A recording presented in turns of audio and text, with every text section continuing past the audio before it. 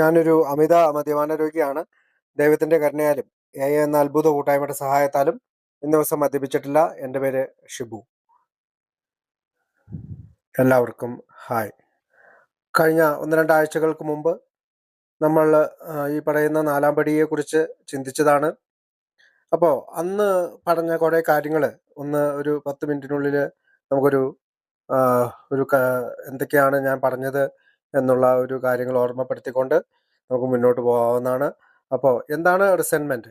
റിസെൻമെൻറ്റ് അല്ലെങ്കിൽ നീരസം എന്ന് പറയുന്നത് ആരെങ്കിലും നമ്മളോട് ചെയ്ത ചില കാര്യങ്ങൾ അല്ലെങ്കിൽ നമ്മൾ ഉൾപ്പെട്ടു പോയ ചില കാര്യങ്ങളിൽ നമ്മൾ വീണ്ടും വീണ്ടും ചിന്തിക്കുകയും അതിൻ്റെ ഒരു നീരസം അല്ലെങ്കിൽ ദേഷ്യം, അയാളോടുള്ള ഒരു വൈരാഗ്യം മനസ്സിൽ വിരിയുന്ന അതിനെയാണ് നമ്മൾ സാധാരണയായിട്ട് റിസെൻമെൻറ്റ് എന്ന് പറയുന്നത്. റിസെൻമെൻറ്റിന് ഏകദേശം 32 രൂപങ്ങളുണ്ടെന്ന് നമ്മൾ കണ്ടു. ചിലത് ഭയത്തോട് കൂടിയിട്ടുള്ള റിസെൻമെൻ്റാണ്. ചിലപ്പോൾ നമ്മുടെ പേരൻസോ ആരെങ്കിലുമൊക്കെ നമ്മളെ ഉപദ്രവിച്ചിട്ടുള്ള കാര്യങ്ങൾ, ചിലപ്പോൾ എൻ്റെ ഫാദർ എനിക്ക് ഒരുപാട് അടിയൊക്കെ തന്നിട്ടുണ്ട്. ഒരുപാട് നാൾ ഞാൻ ബുദ്ധിമുട്ടിയിട്ടുണ്ട് എൻ്റെ അപ്പൻ്റെ മദ്യപാനം മൂലം. അത് ഒരു ഭയത്തോടു കൂടിയ ഒരു നീരസമായിരിക്കാം. അതല്ലെങ്കിൽ ഇറിറ്റേറ്റഡ്, നമ്മളെ ആരെങ്കിലും ഒക്കെ ലൈംഗികമായിട്ട് ഉപയോഗിച്ചിട്ടുണ്ടെങ്കിൽ അല്ലെങ്കിൽ നമ്മളെ ഉപദ്രവിച്ചിട്ടുണ്ട്, ആ തരത്തിൽ ഉപദ്രവിച്ചിട്ടുണ്ട്, അവരോടുള്ള ഒരു ഇറിറ്റേഷൻ, അത് ഒരു നീരസത്തിൻ്റെ ഭാഗമായിട്ട് വരാം. ഒരു ബാൻഡം, അതല്ലെങ്കിൽ നമുക്കൊരു ഉള്ളിൽ ഒരു തീ, അയാളോട് എപ്പോഴും ദേഷ്യം തോന്നുന്ന രീതിയിൽ ആയിരിക്കാം.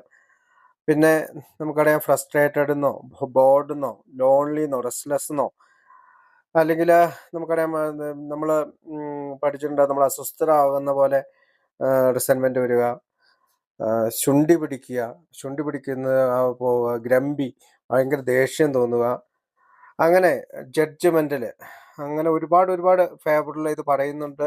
32 ഫ്ലേവർ ഉണ്ടെന്നാണ് ഈ റിസെൻമെൻറ്റിനെ കുറിച്ച് ഞാൻ ആ സമയത്ത് എല്ലാം പറഞ്ഞതാണ്. അപ്പോൾ നമുക്ക് ഇത്തരം റിസെൻമെൻറ്റുകൾ എൻ്റെ ജീവിതത്തിൽ സംഭവിച്ചിട്ടുണ്ടോ എന്നുള്ളതാണ് നമ്മൾ അന്ന് കണ്ടത്. നമുക്കറിയാം റിസെൻമെൻ്റ് എന്ന വാക്ക് എങ്ങനെയാണ് ഉടലെടുത്തത്.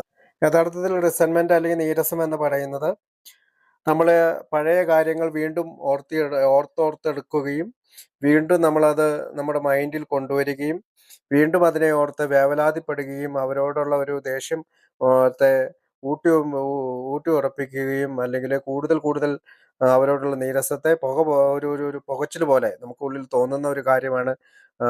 നമുക്കത് നമ്മുടെ പഴയ കാര്യങ്ങളായിരിക്കാം, പണ്ട് നടന്ന സംഭവമായിരിക്കാം, ഒരുപാട് വർഷങ്ങൾക്ക് മുമ്പ് നടന്ന സംഭവമായിരിക്കും. എന്നാലും നമ്മൾ എപ്പോഴെങ്കിലുമൊക്കെ ദിവസങ്ങളിൽ അത് വീണ്ടും റിവൈൻഡ് ചെയ്ത് നമ്മുടെ ഓർമ്മയിലേക്ക് കടന്നു വരികയും നമ്മളെ വല്ലാതെ ദേഷ്യം പിടിപ്പിക്കുകയും ചെയ്യുന്ന ഒരവസ്ഥയാണ് നമ്മൾ റിസെൻമെന്റ് എന്ന് പറയുക, അല്ലെങ്കിൽ നീരസം എന്ന് പറയുക. ബിഗ് ബുക്ക് തന്നെ പറയുന്നുണ്ട്, റിസെൻമെന്റ് അല്ലെങ്കിൽ നീരസമാണ് വിദ്വേഷമാണ് പ്രധാന ശത്രു എന്ന് നമുക്ക് പറയുന്നുണ്ട്. അപ്പോൾ ഈ തരത്തിൽ നമ്മൾക്ക് വീണ്ടും വീണ്ടും നമ്മുടെ മനസ്സിൽ തോന്നുന്ന ഈ റിസെൻമെന്റുകളെ നമ്മൾ നമ്മുടെ മനസ്സിൽ നിന്ന് മാറ്റിവെക്കുകയും അല്ലെങ്കിൽ അതിന് നമ്മുടെ മനസ്സിൽ നിന്ന് എടുത്തു മാറ്റേണ്ടത് ആവശ്യമുണ്ട്. അതൊരു നമ്മുടെ റിക്കവറിയുടെ അല്ലെങ്കിൽ സുബോധ ജീവിതത്തിൻ്റെ ഒരു എസെൻഷ്യൽ ആയിട്ടുള്ള അല്ലെങ്കിൽ അത്യാവശ്യമായിട്ടുള്ളൊരു കാര്യമാണ്. ഒരുപക്ഷെ നമ്മൾ ചികിത്സയ്ക്ക് പോകുമ്പോഴോ അല്ലെങ്കിൽ ഏതെങ്കിലും ഒരു കൗൺസിലിങ്ങിന് പോകുമ്പോഴോ നമ്മൾ ഈ തരം നീരസങ്ങളെക്കുറിച്ചൊക്കെ അവർ പറയുമ്പോൾ നമ്മളോട് അവർ പറയാറുണ്ട്, നിങ്ങൾ ആ നീരസത്തിൽ നിന്ന് മാറി നിൽക്കണം.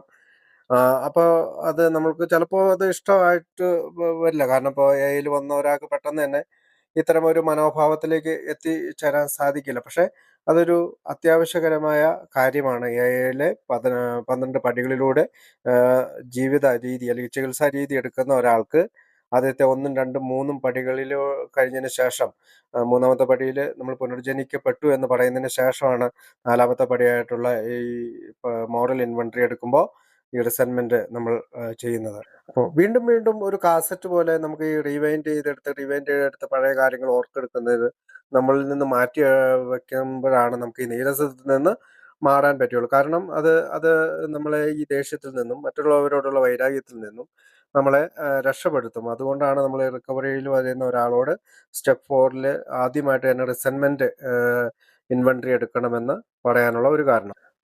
പ്രത്യേകിച്ച് ആൽക്കഹോളിക്കുകളായിട്ടുള്ള അല്ലെങ്കിൽ മദ്യാസക്തരായിട്ടുള്ള നമ്മുടെ ഉള്ളിൻ്റെ ഉള്ളിൽ ഒരുപാട് രഹസ്യങ്ങൾ സൂക്ഷിക്കുന്ന ആളുകളാണ്. മറ്റുള്ളവർ അറിയപ്പെടാത്ത അല്ലെങ്കിൽ അറിയാൻ ആഗ്രഹിക്കാത്ത ഒരുപാട് രഹസ്യങ്ങൾ നമ്മൾ സൂക്ഷിച്ചിട്ടുണ്ടാവും. അപ്പോൾ അതിൽ ഏറ്റവും പ്രധാനപ്പെട്ട ഒരു രഹസ്യങ്ങളായിരിക്കാം ഈ നീരസങ്ങൾ. സീക്രട്ടാണ്. രഹസ്യപരമായിട്ട് നമ്മൾ അത് സൂക്ഷിക്കുന്നത് നമ്മൾ സ്റ്റെപ്പ് 4-ലെത്തുമ്പോൾ നമ്മൾ റിവീൽ ചെയ്യാൻ തയ്യാറാവുകയാണ്. അങ്ങനെ നമ്മുടെ ഉള്ളിൻ്റെ ഉള്ളിൽ ആ രഹസ്യം സൂക്ഷിക്കാനായിട്ട് ഒരുപാട് ന്യായീകരണങ്ങളുണ്ടാവാം.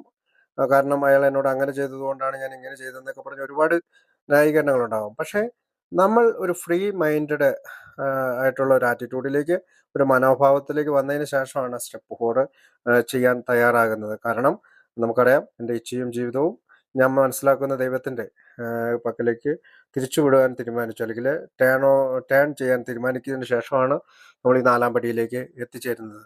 അപ്പോൾ അടുത്തതായിട്ട് തന്നെ നെക്സ്റ്റ് ആയിട്ട് തന്നെ ചെയ്യുന്നതാണ് നമ്മൾ സ്റ്റെപ്പ് 4. അപ്പോൾ നമ്മൾ എയിൽ എത്തിക്കഴിഞ്ഞ് 4-ാം പടിയിൽ എത്തുമ്പോഴാണ് നമ്മുടെ ഈ നീരസത്തിൻ്റെ ഒരു കാരണങ്ങളെല്ലാം കണ്ടുപിടിക്കാനായിട്ട് നമ്മൾ തയ്യാറാകുന്നത്. അത് എൻ്റെ മനസ്സിൽ ഉള്ള ആരോടെങ്കിലും നീരസമുണ്ടെങ്കിൽ അവരോടുള്ള നീരസത്തെ എടുത്തു മാറ്റി എൻ്റെ ഉന്നത ശക്തിക്ക് ഒരു ക്ലിയർ പിക്ചറായിട്ട്, അല്ലെങ്കിൽ ഒരു എന്നിൽ പ്രവർത്തിക്കാനായിട്ട് കൂടുതൽ ഇടം നൽകുന്ന ഒരു മാർഗമാണ് ഈ റിസെൻമെൻറ്റിൻ്റെ ഒരു ലിസ്റ്റ് തയ്യാറാക്കുന്നത്. ശരിക്കും ഈ റിസെൻമെന്റ് എന്നുള്ള വാക്ക് വന്നത് ഒരു ലാറ്റിൻ വേർഡിൽ നിന്നാണ്. അതിൻ്റെ അർത്ഥം സെൻഡയർ എന്നാണ് ലാറ്റിനിൽ അത് പറയുന്നത്. അതിൻ്റെ ഇംഗ്ലീഷിലെ അർത്ഥം ടു ഫീൽ എന്നാണ്. റീസെൻഡയർ അല്ലെങ്കിൽ റിസെൻമെന്റ് എന്ന് പറയുന്നതിന് റീസെൻഡയർ എന്നാണ് പറയുക. അപ്പോൾ ടു കീപ് റീഫീലിംഗ്, അതായത് വീണ്ടും വീണ്ടും തുടർച്ചയായിട്ട് നമുക്ക് ആ വികാരം നമ്മുടെ ഉള്ളിലേക്ക് കടന്നു വരുന്നുണ്ട്. അപ്പോൾ നമുക്ക് ആ ഫീലിംഗ് ടു കീപ് റീഫീലിംഗ് എന്നാണ് അതിൻ്റെ ഇംഗ്ലീഷിൽ ഉള്ള അർത്ഥം. അതായത് തുടർച്ചയായി വീണ്ടും വീണ്ടും അത് നമ്മുടെ ആ വികാരം, വൈരാഗ്യം, ദേഷ്യം ആരോടാണെങ്കിലും വരുന്നതിനെയാണ്. അത് ചിലപ്പോൾ വർഷങ്ങളുടെ പഴക്കമുള്ളതായിരിക്കാം. അതിനെയാണ് നമ്മൾ റിസെൻമെന്റ് എന്ന വാക്ക് ലാറ്റിൻ വേർഡിൽ നിന്നാണ് വന്നതെന്ന് മനസ്സിലാക്കേണ്ടതുണ്ട്. പലപ്പോഴും റിസെൻമെന്റിന്റെ ഒരു ലിസ്റ്റ് എടുക്കുമ്പോൾ മറ്റുള്ളവർ ആണ് എന്നോട് ക്ഷമ പറയേണ്ടത്, മറ്റുള്ളവരാണ് എന്നോട് തെറ്റ് ചെയ്തത് എന്നുള്ള ഒരു ആറ്റിറ്റ്യൂഡിലാണ് ഒരു ആൽക്കഹോളിക് നിൽക്കുന്നത്.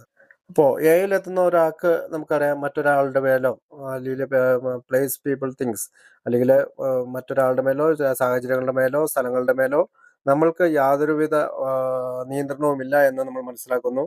തീർച്ചയായും ആൽക്കഹോളിസം ബുക്കിൽ റിസെൻമെന്റ് എങ്ങനെയാണ് നമ്മൾ കണ്ടുപിടിക്കേണ്ടതെന്നും എങ്ങനെയാണ് ഒരു പേപ്പറിൽ എഴുതേണ്ടതെന്നും ഒക്കെ കൃത്യമായിട്ടുള്ള ഒരു ഇൻഫോർമേഷൻ നമുക്ക് ലഭിക്കുന്നുണ്ട്. അതിനുള്ള കുറേ ഉദാഹരണങ്ങൾ നമ്മൾ കഴിഞ്ഞ പ്രാവശ്യം കണ്ടതാണ്. എന്നാൽ നമ്മളിപ്പോൾ അതിനകത്ത് നമുക്കറിയാം മിസ്സിസ് ജോൺസ് എന്നും മിസ്റ്റർ ബ്രൗൺ എന്നൊക്കെ എഴുതിയേക്കുന്നത് ഒരു ഇംഗ്ലീഷിലുള്ള പുസ്തകമായതുകൊണ്ടും ഇംഗ്ലീഷിൽ നിന്ന് മലയാളത്തിലേക്ക് തർജ്ജമ ചെയ്തിട്ടുള്ള പുസ്തകമായതുകൊണ്ടാണ് അങ്ങനെയുള്ള കാണുന്നത്. പക്ഷേ നമ്മുടെ നാട്ടിലെ ചില ആളുകളുടെ പേര്, അല്ലെങ്കിൽ ഞാൻ 1-2 പേരുടെ പേര് പറഞ്ഞിട്ട് എങ്ങനെയാണ് ഞാൻ 4th സ്റ്റെപ്പ് ചെയ്തത് എന്നാണ് ഈ റിസെൻമെന്റിന്റെ ഈ ഭാഗത്ത് ഞാൻ പറയാൻ ഉദ്ദേശിക്കുന്നത്. നമ്മൾ കണ്ടു പീപ്പിൾ, ഇൻസ്റ്റിറ്റ്യൂഷൻസ് ആൻഡ് പ്രിൻസിപ്പിൾസ്. ആളുകൾ, ഇൻസ്റ്റിറ്റ്യൂഷൻസുകൾ, സ്ഥാപനങ്ങൾ, പ്രിൻസിപ്പിൾസ്, തത്വങ്ങൾ, ഇവയാണ് നമ്മൾ അവിടെ എഴുതേണ്ടത്. അപ്പോൾ പീപ്പിൾ എന്ന് പറയുമ്പോൾ നമ്മുടെ ഫാദർ, അച്ഛനാകാം, അമ്മയാകാം, സഹോദരിമാരാകാം, നമ്മുടെ സഹോദരന്മാരാകാം, ആൻറ്റിമാരാകാം, അങ്കിൾമാരാകാം, നമ്മുടെ ഏതെങ്കിലും കസിൻസ് ആകാം, പുരോഹിതനാകാം, പോലീസുകാരാകാം, ഒരുപക്ഷെ വക്കീലന്മാരാകാം, ജഡ്ജാകാം, ഡോക്ടർമാരാകാം, ഞാൻ എൻ്റെ എംപ്ലോയറാകാം, അതായത് എൻ്റെ തൊഴിലുടമയാകാം. ഞാനൊരു തൊഴിലുടമയാണെങ്കിൽ എൻ്റെ എംപ്ലോയീസ് ആകാം, എൻ്റെ കൂടെ സഹപ്രവർത്തകരാകാം, ഫാദർ ഇൻ ലോ ആകാം, മദർ ഇൻ ലോ ആകാം, ചിലപ്പോൾ സ്ത്രീകളാണ് ഇത് എഴുതുന്നതെങ്കിൽ അത് ഹസ്ബൻഡ് ആകാം, വൈഫാകാം, ക്രെഡിറ്റേഴ്സ് ആകാം, ഞാൻ പണം കൊടുക്കാനുള്ളവരാകാം, ചൈൽഡ്ഹുഡ് ഫ്രണ്ട്സ് ആകാം, സ്കൂളിലെ ഫ്രണ്ട്സ് ആകാം, ടീച്ചേഴ്സ് ആകാം, ലൈഫ് ലോങ് ഫ്രണ്ട്സ് ആകാം, ബെസ്റ്റ് ഫ്രണ്ട്സ് ആകാം, ഗേൾ ഫ്രണ്ട്സ് ആകാം, ബോയ് ഫ്രണ്ട്സ് ആകാം, പരോൾ ഓഫീസർ ആകാം, പ്രൊബേഷൻ ഓഫീസർ ആകാം, എയിൽ തന്നെ ഫ്രണ്ട്സ് ആകാം. അങ്ങനെ നമുക്ക് ആളുകളിൽ ഒരുപാട് ഈ ഒരു ലിസ്റ്റ് നമുക്ക് നീട്ടിക്കൊണ്ട് പോകാൻ കഴിയും. ഇൻസ്റ്റിറ്റ്യൂഷൻസ് അല്ലെങ്കിൽ സ്ഥാപനങ്ങൾ എന്ന് പറയുന്നത് നമുക്കറിയാം മാരേജ് ഒരു ഇതാണ്, ബൈബിള്, ചർച്ച്, മതം, നിയമങ്ങൾ, ഗവൺമെൻറ്, വിദ്യാഭ്യാസ system, correctional system, mental health system, philosophy, nationality, ഇതെല്ലാം ഇൻസ്റ്റിറ്റ്യൂഷനിൽ വരുന്നതാണ്. പ്രിൻസിപ്പിൾസ് അല്ലെങ്കിൽ തത്വങ്ങൾ എന്ന് പറയുന്നത് നമുക്ക് 10 കൽപ്പനകളാകാം. ക്രിസ്ത്യാനികളെ സംബന്ധിച്ചിടത്തോളം അതൊരു പ്രിൻസിപ്പിളാണ്. ജീസസ് ക്രൈസ്റ്റ് ആകാം, ഡെത്ത് ആകാം, അല്ലെങ്കിൽ ലൈഫ് ആഫ്റ്റർ ഡെത്ത് എന്നോ, ഹെവൻ ആകാം, ഹെല്ലാകാം, പാപമാകാം. അപ്പോൾ ഇതൊക്കെ നമുക്ക് നീരസം വരാനുള്ള, റിസെൻമെൻറ്റുകൾ വരാനുള്ള തത്വങ്ങളാണ്. ബിഗ് ബുക്കിൽ 3 കോളമാണ് തന്നിരിക്കുന്നത്. ആദ്യത്തെ കോളത്തെ സംബന്ധിച്ചിടത്തോളം നമ്മൾ ആളുകളുടെയും ഇത്തരം സ്ഥാപനങ്ങളുടെയും പ്രിൻസിപ്പുകൾ അല്ലെങ്കിൽ തത്വങ്ങളുടെയും ഒരു ലിസ്റ്റ് തയ്യാറാക്കാനാണ് പറയുന്നത്. നമ്മൾ ആരോടോ എന്തിനോടോ ദേഷ്യമുണ്ടായിരുന്ന കാര്യങ്ങൾ എഴുതാനാണ് പറഞ്ഞിരിക്കുന്നത്. അപ്പോൾ എനിക്കൊരു ഉദാഹരണത്തിന്, എനിക്ക് എൻ്റെ ചൈൽഡ്ഹുഡിൽ ഒരാളോട് നീരസം ഉണ്ടായി എന്ന് വിചാരിക്കാം. ഒരുപക്ഷെ ഞാൻ പള്ളിയിൽ അൾത്താര ബാലസംഘത്തിലൊക്കെ പോയി കഴിഞ്ഞപ്പോൾ അവിടെ ഉണ്ടായിരുന്ന ഒരാൾ ഞങ്ങളിൽ പലരെയും സെക്ഷലി ഉപയോഗിച്ചു എന്ന് വിചാരിക്കുക. അപ്പോൾ ഞാനൊരു ഉദാഹരണത്തിന് പറയുകയാണ്. അപ്പോൾ അദ്ദേഹത്തിൻ്റെ പേര് എന്തായിക്കോട്ടെ, അദ്ദേഹത്തിൻ്റെ പേര് നമുക്കൊരു പേര് ഇടണമല്ലോ. ഇപ്പം നമുക്ക് മിസ്റ്റർ ബ്രൗൺ, മിസ്റ്റർ ജോൺസ് എന്നൊക്കെ പറയുന്നതിനേക്കാൾ എളുപ്പത്തിൽ നാട്ടിൽ ഒരു പേര് ഇടാം. അപ്പോൾ അദ്ദേഹത്തിൻ്റെ പേര് പൈലി എന്നാണെങ്കിൽ നമ്മളവിടെ എന്താണ് എഴുതേണ്ടത്? പൈലി എന്ന് എഴുതണം. അപ്പോൾ രണ്ടാമത്തെ കോളം എന്താണ് പറയുന്നത്? We asked ourselves why we were angry. എന്തുകൊണ്ടാണ് നമുക്ക് അദ്ദേഹത്തിനോട് നീരസമുണ്ടായത്? നമുക്ക് പൈലിയോട് നീരസം ഉണ്ടാകാൻ കാരണം എന്നാ? പൈലി നമ്മളെ സെക്ഷലി ഹരാസ് ചെയ്തു. അപ്പോൾ അത് നമ്മളവിടെ എഴുതുകയാണ്, ഞാൻ എന്നെ സെക്ഷലി ഹരാസ് ചെയ്തു എന്ന് അവിടെ. അതുകൊണ്ടാണ്, അതാണ് കാരണം. അത് എന്നെ എങ്ങനെ ബാധിച്ചു എന്നുള്ളതാണ് മൂന്നാമത്തെ കോളത്തിൽ എഴുതേണ്ടത്. നമുക്ക് എങ്ങനെയാണ്, നമുക്കറിയാം നമ്മുടെ സെൽഫ് എസ്റ്റീം, നമ്മുടെ ഒരു ആത്മാഭിമാനത്തെ അത് ബാധിച്ചു. കാരണം ഇങ്ങനെ ഒരു സംഭവം ഉണ്ടാകുമ്പോൾ നമ്മൾ ആരോടും പറയാൻ തയ്യാറാകില്ല, നമ്മൾ ഇത് ഒളിച്ചു വെക്കാൻ തയ്യാറാകും. ഇപ്പോൾ നമ്മൾ പലപ്പോഴും പല കാര്യങ്ങളൊക്കെ കേൾക്കുന്നുണ്ട്. ഇപ്പോൾ നമ്മുടെ ചെറുപ്പത്തിൽ നമ്മുടെ കസിൻസ് ആയിരിക്കാം, അല്ലെങ്കിൽ നമുക്ക് വേണ്ടപ്പെട്ട ആരെങ്കിലും ഒക്കെ നമ്മളിങ്ങനെ ഉപയോഗിച്ചിട്ടുണ്ടെങ്കിൽ അവരൊക്കെ നമുക്കൊരു മിഠായി മേടിച്ചു തരുമോ, അല്ലെങ്കിൽ അവർ ഏതെങ്കിലും മോഹന വാഗ്ദാനങ്ങളൊക്കെ നൽകിയിട്ടാണ് കുട്ടികളെ ഒക്കെ അങ്ങനെ ദുരുപയോഗം ചെയ്യുക. അപ്പോൾ അവരെ സംബന്ധിച്ചിടത്തോളം നമ്മൾ പലപ്പോഴും ചിന്തിച്ചേക്കാം, എന്തുകൊണ്ട് ആ കുട്ടിക്ക് അവിടെ നിന്ന് ഓടിപ്പോകാമെന്ന് കൂടി. അങ്ങനെ ഒരു സാഹചര്യം ആയിരിക്കില്ല. അപ്പോൾ കൂട്ടിലകപ്പെട്ട ഒരു സാഹചര്യം ആകുമ്പോൾ അവർക്ക് അവരുടെ ആത്മാഭിമാനത്തെ അത് ബാധിച്ചിട്ടുണ്ടാവും. അവരുടെ അംബീഷനെ ഒരു പക്ഷെ അത് ബാധിച്ചിട്ടുണ്ടാവും. ഒരു ആത്മാഭിമാനത്തെ എന്ന് വെച്ചാൽ പ്രൈഡ് ബാധിച്ചിട്ടുണ്ടാവും. അവരുടെ സെക്സ് റിലേഷനെയും അത് ബാധിച്ചിട്ടുണ്ടാകാം. അതൊരു ഭയം ഉളവാക്കിയിട്ടുണ്ടാകാം. അപ്പം ഞാൻ ഈ ഒരൊറ്റ ഉദാഹരണം മാത്രമേ ഇപ്പോൾ എടുക്കുന്നുള്ളൂ. അതായത് പൈലി എന്ന് പറയുന്ന ആൾ എന്നെ ഉപദ്രവിച്ചെന്ന് വിചാരിച്ചാൽ, അപ്പോൾ അയാളുടെ പേരാദ്യം എഴുതണം, ഇലിസ്റ്റഡ് പീപ്പിൾ, ഇൻസ്റ്റിറ്റ്യൂഷൻ ആൻഡ് പ്രിൻസിപ്പിൾസ്. അടുത്ത കോളത്തിൽ അത് എങ്ങനെയാണ് എൻ്റെ ജീവിതത്തെ ബാധിച്ചു എന്ന് എഴുതണം. മൂന്നാമത് അതെനിക്ക് ഏതൊക്കെ തരത്തിൽ ബാധിച്ചു എന്ന് എഴുതണം. എൻ്റെ ആത്മാഭിമാനത്തെ ബാധിച്ചു, എനിക്ക് ഭയം വന്നു, ഞാൻ എൻ്റെ സെൽഫ് എസ്റ്റീം അല്ലെങ്കിൽ മറ്റുള്ളവരുടെ മുമ്പിലുള്ള എൻ്റെ ആ ഒരു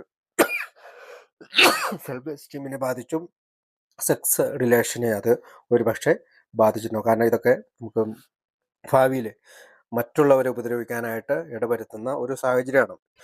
അപ്പോൾ ഒരെണ്ണം കൂടി പറയാം, ഒരു ഉദാഹരണം കൂടി. ഇപ്പോൾ എൻ്റെ ഫാദറിനോട് എനിക്ക് ദേഷ്യമെങ്കിൽ അപ്പോൾ ഞാൻ എൻ്റെ ഫാദറിൻ്റെ പേരെഴുതി. എൻ്റെ ഫാദറിൻ്റെ പേര് ജോയി എന്നാണ്. എന്തുകൊണ്ടാണ് എനിക്ക് പുള്ളിയോട് ഇത് തോന്നിയത്, ദേഷ്യം തോന്നിയത്? കാരണം അദ്ദേഹം മദ്യപിച്ച് നടക്കുന്ന കാലഘട്ടത്തിൽ നല്ല പണം കയ്യിലുണ്ടായിട്ടും ഞങ്ങളുടെ കാര്യങ്ങൾ നോക്കാനോ കൃത്യമായിട്ട് കൃത്യസമയത്ത് യൂണിഫോം മേടിച്ചു തരാനോ വസ്ത്രങ്ങൾ മേടിച്ചു തരാനോ ഒന്നും ശ്രമിച്ചില്ല എന്ന് എനിക്കൊരു നീരസം തോന്നാം. ഒരു ഉദാഹരണമാണ്. എൻ്റെ അപ്പൻ അങ്ങനെ ആയിരുന്നില്ല, ഞാനൊരു ഉദാഹരണം പറയുന്നതാണ്. അപ്പോൾ മൂന്നാമത്തെ കോളത്തിൽ അപ്പോൾ അതെങ്ങനെ എന്നെ ബാധിക്കുന്നത്? എൻ്റെ സെൽഫ് എസ്റ്റീമിനെ അത് ബാധിക്കും, എൻ്റെ പ്രൈഡിനെ, ആത്മാഭിമാനത്തെ ബാധിക്കും. ഫിയർ, എനിക്ക് ഭയം ഉളവാക്കും. മറ്റുള്ളവരുടെ മുമ്പിൽ അപ്പം കുടിച്ച് നടക്കുന്ന ഒരാളാണെന്ന് പറയുമ്പോൾ നമുക്കൊരു ലഭ്യത അല്ലെങ്കിൽ ഒരു അപകർഷതാബോധം ഉണ്ടാകുന്ന ഒരു ഇതുണ്ടാവുമല്ലോ. അപ്പോൾ അതൊക്കെയാണ് നമ്മൾ അവിടെ എഴുതി വെക്കേണ്ടത്. അപ്പോൾ ഈ 3 കോളം ഇപ്പോൾ അവർ ബുക്കിൽ മിസ്റ്റർ ബ്രൗണും മിസ്റ്റർ ജോൺസും ഒക്കെ കൊടുത്തിട്ടുണ്ടെങ്കിലും നമുക്ക് അങ്ങനെ കണക്കാക്കാം. ഇനിയിപ്പോൾ ഞാൻ എൻ്റെ ഒരു എംപ്ലോയി, എൻ്റെ തൊഴിലുടമ എന്നുള്ള രീതിയിലാണ് കാണുന്നതെങ്കിൽ, അപ്പോൾ എൻ്റെ എംപ്ലോയറുടെ പേരെഴുതുക. സെക്കൻഡ് പേജിൽ ഞാൻ അയാൾക്ക് എല്ലാം ചെയ്തു കൊടുത്തിട്ടും എന്നെ അയാൾ എൻ്റെ ജോലിയിൽ നിന്ന് പറഞ്ഞു വിട്ടു എന്നുവെങ്കിൽ അതാണ് നമ്മൾ എന്തുകൊണ്ടാണ് അയാളോട് ദേഷ്യം ഉണ്ടാകുന്നുള്ളത് രണ്ടാമത്തെ കോളത്തിൽ എഴുതുന്നു. മൂന്നാമത്തെ കോളത്തിൽ അതെൻ്റെ ഫിനാൻഷ്യലായിട്ടുള്ള കാര്യങ്ങളെ ബാധിക്കും. എൻ്റെ സെൽഫ് എസ്റ്റീമിനെ അത് ബാധിക്കും. പിന്നെ അവർ സെക്യൂരിറ്റി അല്ലെങ്കിൽ പണം ഇല്ലല്ലോ, നമുക്ക് ജോലി നഷ്ടപ്പെട്ടു കഴിഞ്ഞാൽ പണം നഷ്ടപ്പെടും. അപ്പോൾ നമുക്കത് ഒരു രൂപയുടെ സൈനോ അല്ലെങ്കിൽ പണം എന്നോ എഴുതി വെച്ചുകൊണ്ട് നമുക്ക് അങ്ങനെ ചെയ്യാവുന്നതാണ്. ഇതൊരു സിമ്പിൾ ഉദാഹരണമായിട്ട് ഞാൻ കഴിഞ്ഞ പ്രാവശ്യം ഇതെല്ലാം വിശദീകരിച്ച് പറഞ്ഞാണ്. എങ്കിലും ഒരു സിമ്പിൾ ഉദാഹരണമായിട്ട് ഈ 3 കാര്യത്തെ മാത്രം ഇന്നെടുത്തുകൊണ്ട് നമുക്ക് മുന്നോട്ട് പോകാം. നമുക്ക് പലപ്പോഴും സംശയം തോന്നിയിട്ടുണ്ടാകാം. എന്തുകൊണ്ടാണ് ഈ മൂന്നാമത്തെ കോളത്തിൽ ആദ്യത്തെ കോളമൊക്കെ ആളുകളുടെ നീരസുള്ള ആളുകളുടെ പേരെഴുതണം, സ്ഥാപനങ്ങളുടെ പേരെഴുതണം, തത്വങ്ങളുടെ പേരെഴുതണം, അതൊക്കെ എന്തുകൊണ്ടാണ് നമുക്ക് അവരോട് നിന്നുള്ള ദേഷ്യം എന്നുള്ളതിൻ്റെ കാരണങ്ങളും കണ്ടുപിടിക്കണം. അത് ശരി. പിന്നെ ഈ മൂന്നാമത്തെ കോളത്തിൽ എന്തുകൊണ്ടാണ് നമ്മൾ ഈ സെൽഫ് എസ്റ്റീം എന്നും അംബീഷൻസ് എന്നും പേഴ്സണൽ റിലേഷൻഷിപ്പ് എന്നോ അല്ലെങ്കിൽ സെക്സ് റിലേഷൻഷിപ്പ് എന്നൊക്കെ പറഞ്ഞുകൊണ്ട് എഴുതുന്ന കാര്യം ഇതാരാണ് കണ്ടുപിടിച്ചത്? അത് കണ്ടുപിടിച്ചത് സിഗ്മണ്ട് ഫ്രോയിഡിന്റെ തിയറിയിൽ നിന്നാണ്. കാരണം സിഗ്മണ്ടിന്റെ ഒരു സിമ്പിൾ ടേം എന്തെന്ന് വെച്ചാൽ മനുഷ്യന്റെ പ്രവൃത്തി അതെല്ലായ്പ്പോഴും അദ്ദേഹത്തിൻ്റെ അൺകോൺഷ്യസ് മെമ്മറിയിൽ അല്ലെങ്കിൽ അബോധാവസ്ഥയിലുള്ള ഓർമ്മകളിൽ നിന്നും ചിന്തകളിൽ നിന്നും ഉണർന്നു വരുന്നതാണ് എന്നാണ് സിഗ്മണ്ട് ഫ്രോയിഡ് എൻ്റെ തിയറി പറയുന്നത്. അപ്പോൾ അതിനെ ബേസ് ചെയ്തിട്ടാണ് സിഗ്മണ്ട് ഫ്രോയിഡ്സ് ആണ് ഈ പറയുന്ന self esteem, security, ambitions, personal relationship, sex relationship, ഇതൊക്കെ അല്ലെങ്കിൽ പ്രൈഡ്, ഫിയർ, ഇതൊക്കെ അതൊക്കെ കണ്ടുപിടിക്കണമെന്ന് നമ്മുടെ ബിൽഡബ്ല്യുവിനോട് അല്ലെങ്കിൽ ബിൽഡബ്ല്യു അതിന് പ്രേരണ കിട്ടിയത് ഈ സിഗ്മണ്ട് ഫ്രോയിഡിന്റെ തിയറിയിൽ നിന്നാണ്. അതല്ലാതെ പലപ്പോഴും നമ്മൾ പറയാറുണ്ട് ആൽക്കഹോളിസം ഒരു ശാസ്ത്രീയ അല്ലെങ്കിൽ ശാസ്ത്രീയത ഉൾക്കൊള്ളുന്ന ഒരു സ്പിരിച്വൽ പ്രോഗ്രാമാണ്. ഇത് തെളിയിക്കപ്പെട്ടിട്ടുള്ള ഒരു സ്പിരിച്വൽ പ്രോഗ്രാമാണ്. അപ്പോൾ ഈ നമ്മളിതൊക്കെ പലപ്പോഴും ഗ്രൂപ്പുകളിൽ പറയാറുണ്ടെങ്കിലും സെൽഫ് എസ്റ്റീം എന്നും ആത്മാഭിമാനം എന്നും സെക്യൂരിറ്റി അല്ലെങ്കിൽ നമ്മുടെ സുരക്ഷിതത്വ ബോധമെന്നും അംബീഷൻസ് എന്നൊക്കെ പറയാറുണ്ടെങ്കിലും ഇത് എവിടെ നിന്ന് വരുന്നു എന്ന് നമ്മൾ പലപ്പോഴും ചിന്തിക്കാറുണ്ട്. അത് ഞാൻ മനസ്സിലാക്കുന്നത് അല്ലെങ്കിൽ ഞാൻ വായിച്ചുള്ളത് വെച്ചിട്ട് നോക്കുമ്പോൾ അത് സിഗ്മണ്ട് ഫ്രോയിഡിന്റെ സംഭാവനയാണ്. ഈ 3 കോളത്തെ വിവിധ രീതിയിൽ എഴുതാം. ആദ്യമേ നമുക്ക് 2 ലൈൻ കൊടുത്തിട്ട് 3 കോളമാക്കി എഴുതാം. അതല്ലെങ്കിൽ ആദ്യത്തെ ഒരു കോളവും രണ്ടാമത്തെ ഒരു കോളവും കൊടുത്തിട്ട് അനേകം ലൈനുകൾ കൊടുത്തിട്ട് ഓരോ ലൈനിന് മുകളിലും സെൽഫ് എസ്റ്റീം എന്നോ സെക്യൂരിറ്റി എന്നോ അംബീഷൻ എന്നോ പ്രൈഡ് എന്നോ self sexual and personal and sex relations എന്നോ പ്രൈഡ് എന്നോ ഫിയർ എന്നൊക്കെ പറഞ്ഞ് നമുക്ക് കൊടുക്കാൻ കഴിയും. അപ്പോൾ ഇത് ശരിക്കും ബിഗ് ബുക്കിൽ 3 കോളമാണ് കൊടുത്തിട്ടുള്ളൂ. പക്ഷേ നമ്മുടെ കാലാകാലങ്ങളായിട്ട് പലരും നാലാമതൊരു കോളം കൂടി കൊടുക്കാറുണ്ട്, അഞ്ചാമതൊരു കോളം കൂടി കൊടുത്ത് നമ്മളത് ബുക്കിൽ പറയുന്ന കാര്യങ്ങളെല്ലാം കൂട്ടി ചേർക്കാറുണ്ട്. അത് ഞാൻ പറഞ്ഞു, കഴിഞ്ഞ പ്രാവശ്യം പറഞ്ഞാണ്. ഒന്ന് നമ്മൾ പ്രയർ കൊടുക്കാറുണ്ട്. പിന്നെ നമ്മൾക്ക് പറ്റിയിട്ടുള്ള തെറ്റുകൾ എന്തെങ്കിലും ഉണ്ടെങ്കിൽ ഒരു കോളം കൊടുക്കണമെന്ന് ഞാൻ പറഞ്ഞിരുന്നു.